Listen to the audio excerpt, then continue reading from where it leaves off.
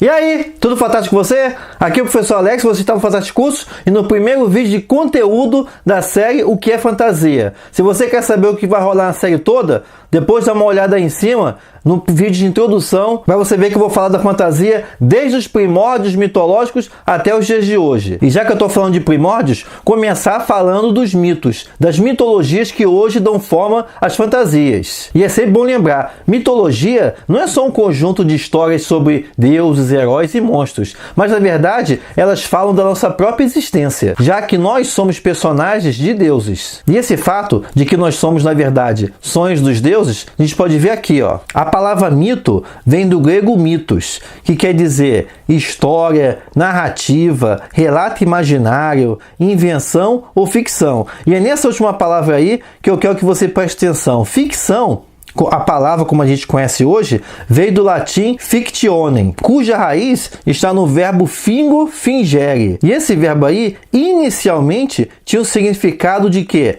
Tocar com a mão, modelar. E tempos depois assumiu também o sentido de fingir. De qualquer forma, o que está explícito aí no fingo fingere é o ato de criar. Ou seja, ficção é criar. E aí a gente chega no ponto principal aqui.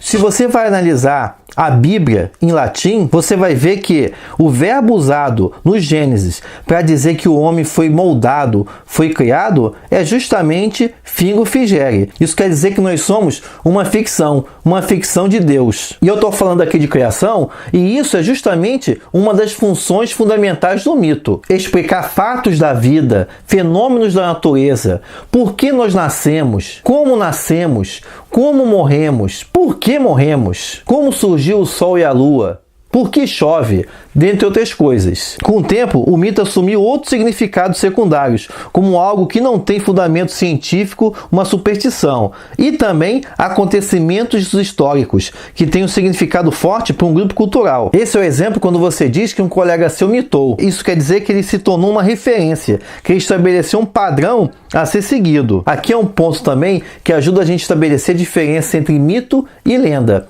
Lenda sempre parte de uma pessoa real, cujos feitos, ações, com o tempo assumiram características sobrenaturais. Esse é o caso de Arthur, um guerreiro bretão que cada vez mais vem se comprovando sua veracidade histórica e que com o tempo foi tomando várias camadas narrativas que ajudaram a formar a lenda arturiana. Já o mito parte de um personagem criado com o propósito de contar alguma coisa. Esse é o caso do mito de Narciso, o jovem belíssimo, cujo egocentrismo o fez se apaixonar por si mesmo. O que é legal de se ter em mente é que em tempos antigos, o mito fazia todas as funções que hoje são feitas pela religião, a literatura, a ciência e a filosofia. Foi a primeira tentativa do homem em explicar o mundo ao seu redor. Falando da sua estrutura, as mitologias em geral se compõem de narrativas do seguinte tipo: são narrativas de mitos da criação, de surgimento do primeiro homem, de histórias de deuses e heróis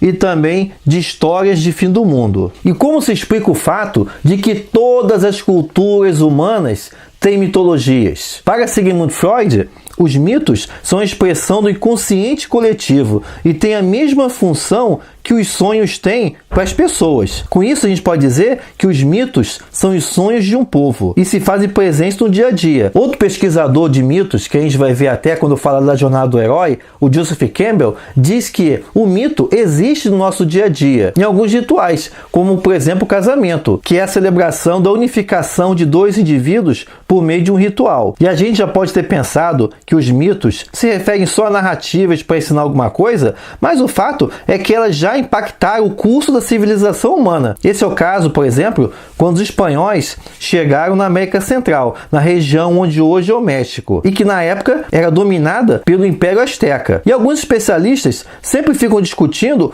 como um punhado de europeus conseguiram sobrepujar o império inteiro. Algumas teorias apontam para o fato de que os astecas enxergavam nos espanhóis os deuses da sua mitologia, já que nos mitos dos astecas, os deuses viriam pelo mar e seriam brancos. Nessa leitura, os astecas podem ter imaginado que as armas de fogo que os espanhóis usavam tinham um caráter divino, da mesma forma que os cavalos. Os astecas nunca tinham visto um cavalo na vida e podem ter pensado que os espanhóis, montados nos cavalos, eram uma criatura híbrida, formada de 4 patas e 2 braços. Eu falei que todas as culturas humanas têm uma mitologia, mas especificamente para a fantasia, destacar aqui as mais influentes, que foram a mitologia dos gregos e romanos, que é a mitologia greco-romana, a mitologia dos povos da Escandinávia, que a gente conhece melhor como o nome de mitologia nórdica, a mitologia dos povos da Bretanha,